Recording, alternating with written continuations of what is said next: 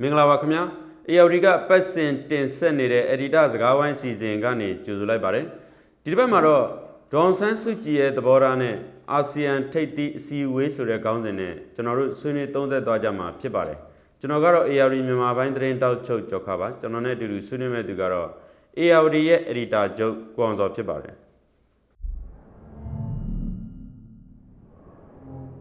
်ကိုအောင်စောမင်္ဂလာပါကိုကျော်ကအင်ဒိုနီးရှားနိုင်ငံဂျာကာတာမြို့မှာကျင်းပနေတဲ့အာဆီယံထိပ်သီးအစည်းအဝေးမှာမြန်မာအရေးနဲ့ပတ်သက်ပြီးအရင်အထက်ပိုပြီးဆွေးနွေးလာတဲ့အတန်တွေပိုပါလာတယ်ဆိုပြီးတော့သတင်းမီဒီယာတွေကရေးသားထားတဲ့သတင်းတွေကျွန်တော်ဖတ်ရပါတယ်ဆိုတော့တစ်ဖက်မှာလည်းအာဆီယံဟာဒီမြန်မာအရေးနဲ့ပတ်သက်ပြီးတော့ဘာမှထိရောက်တဲ့လုံနိုင်စွမ်းတွေကိုပြသနိုင်မှာမဟုတ်ဘူးဆိုပြီးတော့ဝေဖန်တဲ့နေရာလည်းရှိနေတဲ့အခါကျတော့ဒီလက်ရှိဒီအာဆီယံအစည်းအဝေးကရေ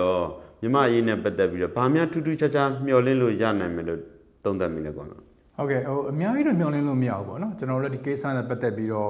့အချင်းချင်းဆွေးနွေးကြပြီးသားဖြစ်ပါတယ်ဒါပေမဲ့ဒီတစ်ခေါက်လုပ်တဲ့အာဆီယံထိပ်သီးဆွေးနွေးမှာထူးခြားချက်တချို့တော့ရှိတယ်လို့ကျွန်တော်ပြောလို့ရတယ်နံပါတ်1ကတော့အာဆီယံအဖွဲ့ကြီးအနေနဲ့မြန်မာနိုင်ငံမှာဖြစ်ပေါ်နေတဲ့စစ်ကောင်စီကနေကျူးလွန်နေတဲ့အကြမ်းဖက်မှုတွေရက်သားတွေကိုပြစ်မှတ်ထားတာတွေဒါတွေကိုရက်တိုင်းကရက်ဖို့အတွက်အာဆီယံဖွဲ့ကြီးပြောဆိုခဲ့တယ်ပြီးတော့ဒီကိစ္စနဲ့ပတ်သက်ပြီးတော့လည်းအာဆီယံဖွဲ့ကနေပြီးတော့ပြည်တင်ရှုံချတာကိုကျွန်တော်တွေ့ရတယ်နံပါတ်1အနေနဲ့နံပါတ်2ကတော့အာဆီယံဖွဲ့ကြီးအနေနဲ့ဒီခုချိန်นี้စစ်ကောင်စီခေါင်းဆောင်ဗိုလ်ချုပ်ကြီးမင်းအောင်လှိုင်နဲ့နိုင်ငံသားဝန်ကြီးတို့ကိုဖိတ်ကြားရေးမပြုသေးတာကျွန်တော်တွေ့ရတယ်ဒါကြောင့်အာဆီယံအနေနဲ့စစ်ကောင်စီရဲ့ legitimacy တရားဝင်ရည်တည်မှုကိုအသိမှမပြုဘူးဆိုတာကိုကျွန်တော်တို့ဆက်တွေ့ရတာဖြစ်တယ်နံပါတ်3ကတော့အာဆီယံအဖွဲ့ကြီးအနေနဲ့5 point consensus လို့ခေါ်တယ် 5PC ကိုပြန်ပြီးစဉ်းစားသုံးသပ်မှာဖြစ်ပါတယ်နောက်နံပါတ်4ချက်အရေးကြီးတယ်ပါလဲဆိုတော့2026မှာမြန်မာကနေပြီးအာဆီယံဥက္ကဋ္ဌရာထူးလက်ခံပြီးကျင်းပမှာဖြစ်ပါတယ်အဲ့ဒီဟာကမြန်မာကလွဲခဲ့ပြီအဲ့အာဆီယံဥက္ကဋ္ဌရာထူးကိုမြန်မာကယူခွင့်မရှိတော့ဘူးဒီနေရာမှာဖိလစ်ပိုင်ကနေပြီးတော့ဒီနေရာကိုဆက်ခံပြီးတော့2026မှာလက်ခံကျင်းပမှာဖြစ်ပါတယ်မြန်မာအာဆီယံနဲ့တစ်ခေါက်ထပ်ပြီးလွဲခဲ့ပြီဆိုတော့2014မှာတော့မြန်မာနိုင်ငံကပထမဆုံးအကြိမ်လက်ခံကျင်းပခွင့်ရပါတယ်အဲ့ဒါသမ္မတကြီးဦးသိန်းစိန်လက်ထက်မှာဖြစ်ပါတယ်ဆိုတော့အထူးခြားသောချက်တစ်ချက်ကိုပြောမယ်ဆိုရင်တော့အခုအာဆီယံဥက္ကဋ္ဌဖြစ်တဲ့အင်ဒိုနီးရှားကမြန်မာအရေးကိုနောက်ပိုင်းမှာ3နိုင်ငံကနေပြီးတော့ကင်တွယ်ဖြည့်ရှင်းမယ်ဆိုပြီးပြောသွားပါတယ်အဲ့ဒါကတော့လက်ရှိအလှည့်ကျဥက္ကဋ္ဌရဲ့ပြီးခဲ့တဲ့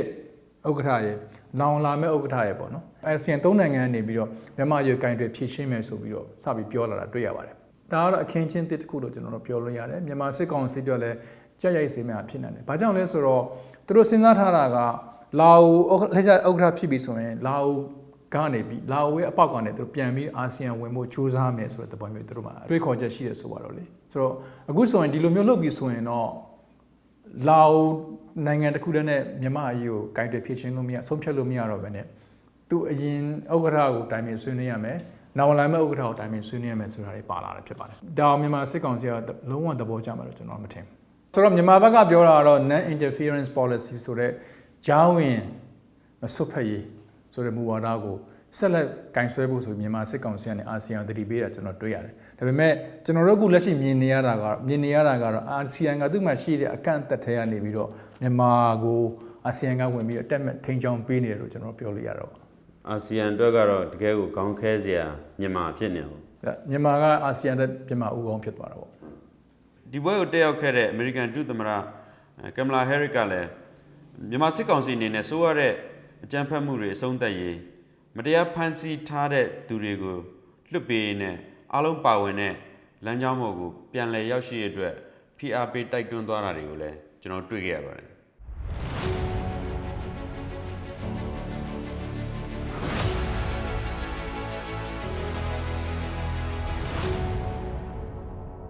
ဒီအာဆီယံထိပ်သီးအစည်းအဝေးမတိုင်ခင်ရက်ပိုင်းမှာပဲနေပြီးတော့အကျဉ်းထောင်မှာစစ်ကောင်စီရဲ့ဖမ်းဆီးချုပ်နှောင်ခြင်းခံထားရတဲ့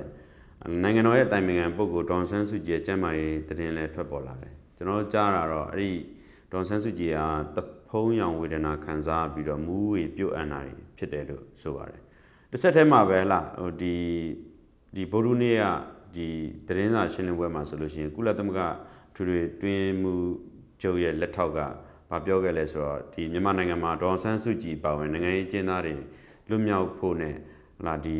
သူတို့ရဲ့ကျန်းမာရေးဆောင်ရှောက်ခွင့်တွေရရှိဖို့လိုအပ်တယ်ဆိုပြီးတော့ ထုတ်ဖော်ပြောဆိုလာတာတွေတစ်ဆက်တည်းကိုတွေ့ရပါတယ်ဆိုတော့ဒါနဲ့ပတ်သက်ပြီးလည်းဆွေးနွေးပါဦး စိတ်ဝင်စားဖို့ကောင်းပါတယ်ဘာကြောင့်လဲဆိုတော့အာဆီယံထိပ်သီးအစည်းအဝေးဖြစ်နေတဲ့အချိန်ပြီးတော့ UN General Assembly ပေါ့လေအဲ့ဒါလည်းထွေထွေညီလာခံကျင်းပနေတဲ့အချိန်ဖြစ်တယ်ဆိုတော့ဒီအချိန်မှာဒေါ်အောင်ဆန်းစုကြည်နဲ့ပတ်သက်တဲ့သတင်းတွေပြန်ထွက်လာတယ်ပေါ့လူစိတ်ဝင်စားမှုရှိတယ်ပြည်ပစိတ်ဝင်စားမှုတွေရှိတယ်ပြီးတော့ဒေါ်အောင်ဆန်းစုကြည်ဆိုတာအများအားကိုယ့်ရဲ့ချမ်းသာရေးကောင်းဖို့အထူးဂရုပြုခဲ့တဲ့သူတူပေါ့နော်ဒီချိန်ထဲမှာပဲထောင်ထဲမှာသူနေခဲ့ရတယ်ပြီးတော့အပြင်ခေါ်ထုတ်သွားတယ်ဆိုတဲ့သတင်းလည်းကျွန်တော်တို့ထွက်ခဲ့တယ်အချိန်ကအဲ့ဒီချိန်ကထိုင်းနိုင်ငံသားရေးဝန်ကြီးလာတဲ့အချိန်နဲ့လ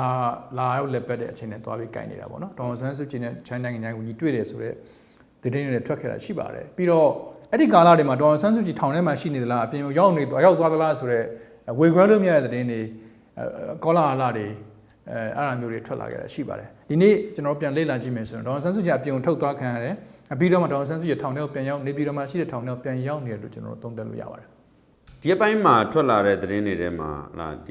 အခုအသစ်ဆက်ပြည်ထောင်စုဝန်ကြီးဖြစ်လာတဲ့ဒုတိယဗိုလ်ချုပ်ကြီးရာပြည့်ကနေပြီးတော့ကျင်းထောင်ထဲမှာဒေါ်အောင်ဆန်းစုကြည်နဲ့တွတ်တွေ့တယ်ဆိုတော့သတင်းတွေထွက်လာတယ်လုံးတော့တီးပြုတ်နိုင်တဲ့အခြေအနေတော့မရှိသေးဘူးပေါ့လေဒါနဲ့ပတ်သက်ပြီးတော့ကြားထားတာများရှိလားဗိုလ်ချုပ်ကြီးရာပြည့်ကဒေါ်အောင်ဆန်းစုကြည်နဲ့အရင်တုန်းကငြိမ်းချမ်းရေးလုပ်ငန်းစဉ်ညီလာခံတွေမှာပွဲတွေမှာတွေ့ခဲ့မှုတွေဆက်ဆံရေးကောင်းနေဆိုတဲ့သတင်းတွေထွက်ခဲ့တာတော့ရှိတာပေါ့နော်ဒါကြောင့်အဲ့ဒီသတင်းနဲ့အတူအခုဒုတိယဗိုလ်ချုပ်ကြီးရာပြည့်ထောင်ထဲကိုသွားဆင်ရင်လည်းမှဒေါ်အောင်ဆန်းစုကြည်တွေ့ဖို့ကြိုးစားတယ်ဒေါ်အောင်ဆန်းစုကြည်တွေ့လားမတွေ့ဘူးလားဆိုတော့မသေးကြဘူးဆိုတဲ့သတင်းတွေပဲကျွန်တော်ရထားတာဖြစ်ပါတယ်ဆိုတော့ခုနကွန်စောပြောခဲ့တဲ့အထဲမှာဒီထိုင်းနိုင်ငံသားရေးဝန်ကြီးဒွန်ပရာမုတ်ဝီနိုင်နဲ့ဒေါ်ဆန်းစုကြည်တွေ့ခဲ့တယ်ဆိုတဲ့အချိန်อ่ะပေါ့အဲ့တုန်းကအချိန်ထဲမှာပဲသတင်းတွေထွက်လာတာသူပြင်တော့ဂျပန်ဘက်ကနေကျွန်တော်ပြန်ကြားရတဲ့သတင်းတွေလာတဲ့သတင်းတွေမှာပေါ့ဒီဒေါ်ဆန်းစုကြည်ကပြောလိုက်တယ်ပေါ့လေဒီအမျိုးသားညီညွတ်ရေးဆိုရ NUG နဲ့ဟာပြည်သူ့ကာကွယ်ရေးတပ် PDF တို့အတိမမပြူမထောက်ခံဘူးဆိုတော့အတန်တွေတောင်ထွက်ခဲ့ဘူးတယ်ဆိုတော့ဒီဟာတွေကတစ်ဖက်ကပြောကြတာလဲဒါပုံမှန်မဟုတ်ဘူးပေါ့ဆိုတဲ့ဟာတွေလည်းရှိတယ်ဒါနဲ့ပတ်သက်ပြီးလဲဆွေးနွေးအဲ့ဒါတော့ကျွန်တော်ထင်တယ်ကောလာလာတက်ပဲလို့ကျွန်တော်ထင်တယ်နောက်ပြီးတော့တစ်ဖက်ကနေပြီးတော့စစ်ကောင်စီဘက်ကနေပြီးတော့ဒီဘက်ကအတိုက်ခံတွေသူ့ကိုဆန့်ကျင်နေတဲ့သူတွေကိုအများနဲ့ထိုးခွဲတဲ့အပြေဝါတစ်ခုပါပဲအဲ့လိုပဲယူဆလို့ရပါတယ်တကယ်တော့ဒေါ်ဆန်းစုကြည်က2021ထောင်တော့ရောက်သွားတဲ့အချိန်နဲ့စပြီ2021 2022ထောင်ထဲမှာရောတရားရုံးမှာရောသူတွေ့ဆုံခဲ့တဲ့သူတွေအများကြီးရှိပါတယ်အဲ့ဒီမှာနိုင်ငံရေးကျင်းသားတွေပါတယ်ရှေ့နေတွေပါတယ်ဆရာဝန်တွေပါတယ်ပေါ့နော်ထောင်စားလာတွေ့တဲ့သူတချို့လည်းရှိတယ်အဲ့ဒီသူတွေကနေတဆင့်ဒေါ်ဆန်းစုကြည်ပြောနေတဲ့ message တွေအများကြီးရှိနိုင်တယ်လို့ကျွန်တော်ထင်ပါတယ်ဒါပေမဲ့မီဒီယာတွေမှာပါလာတာကတော့အနေချင်းပဲပါလာတာမျိုးတွေကျွန်တော်ရှိကိုကျော်ကမှတ်မိမှထင်တယ်ဟုတ်ပါတယ်အဲ့ဒီအချိန်တော့ဒီဒေါ်ဆန်းစုကြည်ကသူ့ရဲ့ရှေ့နေတွေကတဆင့်နေပြောခဲ့တာရှိပါတယ်အဲ့ဒါကတော့ဒေါ်ဆန်းစုကြည်ကပြည်သူတွေနဲ့အတူတူရက်တည်တယ်ဆိုတာမျိုးအဲ့ဒါမျိုးပြောတာပေါ့နော်အဲ့တော့ကျွန်တော်မြင်တာတော့ပြည်တွင်းအာဆီယံထဲမှာရောနိုင်ငံတကာမှာရောပြည်တွင်းပြည်ပမှာရောဖြစ်နေတဲ့မြန်မာရဲ့လှုပ်ရှားမှုတွေမြန်မာပြည်ရဲ့ပြောင်းလဲလာတဲ့ political landscape လို့ခေါ်တဲ့နိုင်ငံရေးကပြောင်းလဲဖြစ်ပေါ်မှုတွေဒေါ်ဆန်းစုကြည်ဘယ်လောက်သိတယ်လဲဆိုတော့မေးခွန်းတွေရှိတယ်ဒေါ်ဆန်းစုကြည်ကဘယ်သူ့ကိုဘယ်လိုထောက်ခံတယ်လဲသူရက်တည်ချက်ဘယ်လိုရှိတယ်လဲဆိုတော့မေးခွန်းတွေလည်းရှိတယ်ဆိုတော့ကျွန်တော်နားလည်တဲ့လောက်ကတော့2021အာဏာသိမ်းတဲ့အချိန်နောက်ပိုင်းကနေစာပြီးပေါ်လာခဲ့တဲ့ CDM တို့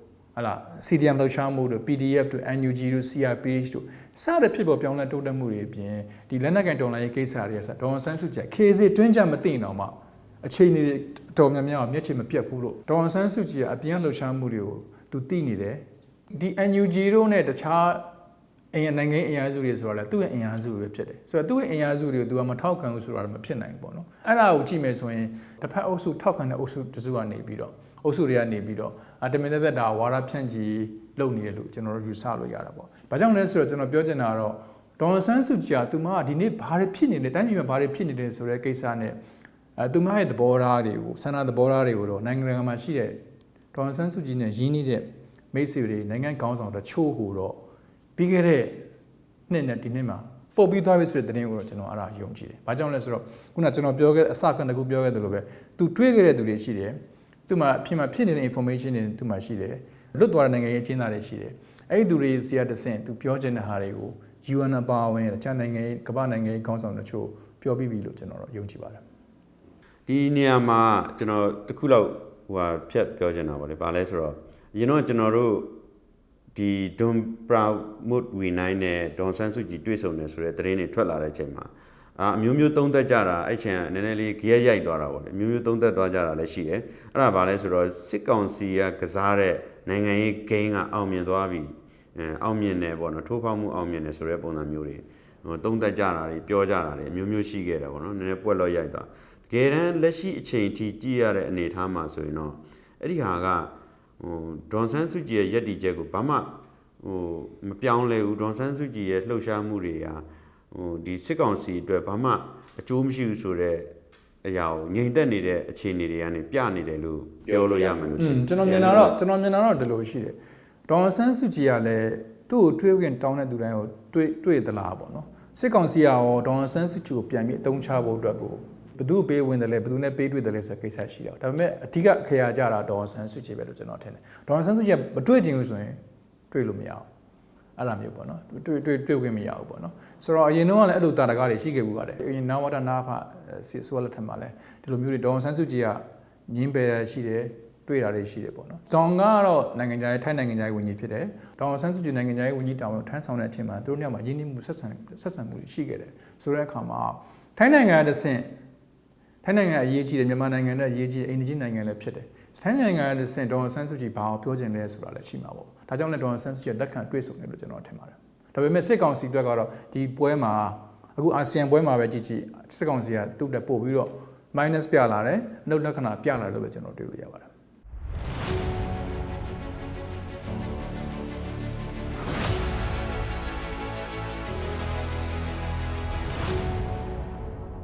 စစ်တပ်ကသူတို့ပြောစစ်ကောင်စီရပေါ့လေဒေါန်ဆန်းစုကြည်ကို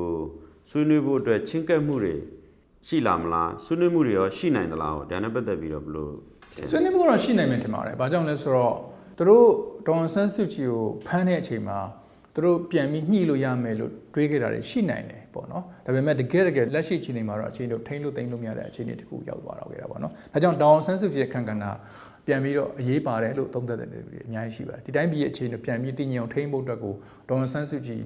ရဲ့အခမ်းအနားကဏ္ဍအရေးကြီးတဲ့တွေ့တဲ့လူတွေအများကြီးရှိပါတယ်ပြည်တွင်းမှာပြပါမှာဆိုတော့ပြဿနာကတော့ဒေါန်ဆန်းစုကြည်နဲ့ဗိုလ်ချုပ်ကြီးမင်းအောင်လှိုင်ကြားထဲမှာဖြစ်နေတဲ့ပြဿနာကစင်ပြမျက်နှာစင်ပဲမကြည့်ဘဲနဲ့ပြဿနာဖြစ်သွားပြီအခုဆိုတစ်ဖက်ကလည်းခြေလုံးလက်လုံးလုတ်ခဲ့သွားပြီ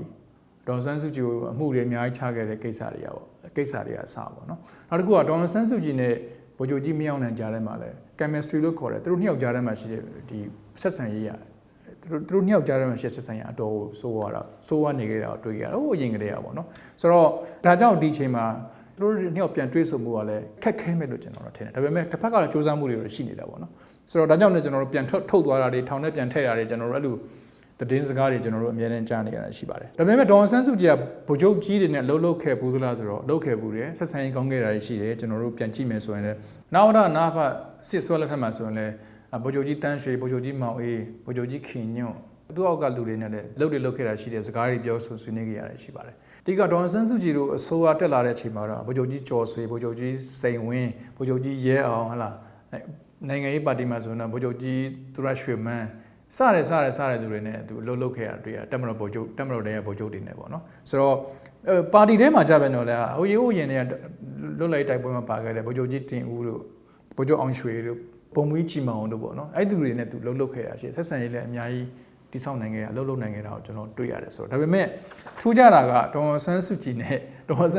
ဒီဗိုလ်ချုပ်ကြီးမင်းအောင်လှိုင်ကြားထဲမှာရှိတဲ့ဒီဆက်ဆံရေးရတော့ဒါနောက်ဆုံးပိတ်ပြန်ကြည့်မယ်ဆိုပုဂ္ဂိုလ်ရေးအစဉ်ရောက်သွားပြီလားလို့ကျွန်တော်တို့သုံးသက်ဝေဖန်ကြတာအပြင်မှာရောအထက်မှာရောကျွန်တော်ကြားမှာဖြစ်ပါတယ်ဆိုတော့အစတော့ရောသူဒီဗိုလ်ချုပ်မူကြီးမင်းအောင်လှိုင်ပေါ့နော်သူနဲ့ဒီဒေါန်ဆန်းစုကြည်ကြားထဲမှာမဆွေးနွေးခဲ့ဘူးလားပေါ့ဒါနဲ့ဆွေးနွေးခဲ့ကြတာလေကျွန်တော်တို့ပြန်ကြည့်မယ်ဆိုကျွန်တော်လည်းသတိထားပြန်ကြည့်မယ်ဆိုရင်2015 NLD ပါတီအနိုင်ရပြီးနောက်ပိုင်းမှာအာဏာလွှဲရေးမလွှဲရေးကိစ္စတွေလက်ခဲတင်းတင်းဖြစ်နေတဲ့အချိန်တွေမှာဒေါန်ဆန်းစုကြည်နဲ့ဗိုလ်ချုပ်ကြီးမင်းအောင်လှိုင်ကြားထဲမှာအချိန်ပေါင်းများစွာအနည်းဆုံး4ချိန်5ချိန်တည်းနဲ့တွေ့ဆုံခဲ့တာတွေ့ရတယ်အဲ့ဒါကစစ်တပ်ကိုဦးဆောင်နေတဲ့ဗိုလ်ချုပ်ကြီးမင်းအောင်လှိုင်ဘက်ကနေပြီးတော့အာဏာလွှဲရေးကိစ္စနဲ့ပတ်သက်ပြီးငင်းဆန်နေလို့ဖြစ်တယ်ဆိုတဲ့သတင်းစကားတွေထွက်ခဲ့ပူပါတယ်ဆိုတော့အဲ့ဒီချိန်တုန်းကအချိန်ချင်းတွေ့ခဲ့ရတာရှိတယ်နောက်ဆုံးပိတ်မှာဟာလာအာဏာလွှဲရေးကိစ္စဖြစ်လာခဲ့တယ်ပေါ့နော်အဲ့တော့အဲ့ဒါလည်းတစ်ခုကျွန်တော်တို့သတိထားဖို့လိုမယ်နောက်တစ်ခုကတော့2020ရွေးကောက်ပွဲအပြီးမှာလဲဒေါန်ဆန်းစုကြည်နဲ့ဒီဗိုလ်ချုပ်ကြီးမင်းအောင်လှိုင်ကြားထဲမှာဆွေးနွေးမှုတွေလုပ်ခဲ့ကြရတယ်ဗိုလ်ချုပ်ကြီးမင်းအောင်လှိုင်သူ့ရဲ့လူတွေကိုလွတ်တာမျိုးတွေလည်းရှိခဲ့တယ်ဒါပေမဲ့ဒီချိန်မှာတော့အာဏာလွှဲရေးကိစ္စပဲ 2015တော့ဖြစ်တဲ့အာဏာလွှဲရေးကိစ္စမျိုးပဲဒီချိန်မှာတော့မအောင်မြင်ခဲ့ဘူးအာဏာသိမ်းတာဖြစ်ခဲ့တယ်သူတို့ညအခန့်ကဏ္ဍပို့ပြီးတော့အရေးကြီးတယ်ကျွန်တော်ထင်တယ်ဒါပေမဲ့တကယ်လို့များပေါ့ဗျာဒေါ်အောင်ဆန်းစုကြည်နဲ့မင်းအောင်လှိုင်တွေ့ကြပြီဆိုရင်ရောဒေါ်အောင်ဆန်းစုကြည်ဗိုလ်ချုပ်ကြီးမင်းအောင်လှိုင်ကိုကြည့်တဲ့ကြည့်ကိုဟိုဘက်ကခံနိုင်ပါမလားဆိုတော့သိပြလုံးမမလားဟိုဘက်ကခံနိုင်ပါမလားဆိုတော့ကျွန်တော်ထင်တယ်အဲ့ဒါအရေးကြီးတယ်ထင်ပါတယ်ဟုတ်ကဲ့ကွန်ဆိုကျေးဇူးတင်ပါတယ်ကျေးဇူးပါပဲကိုကျော်က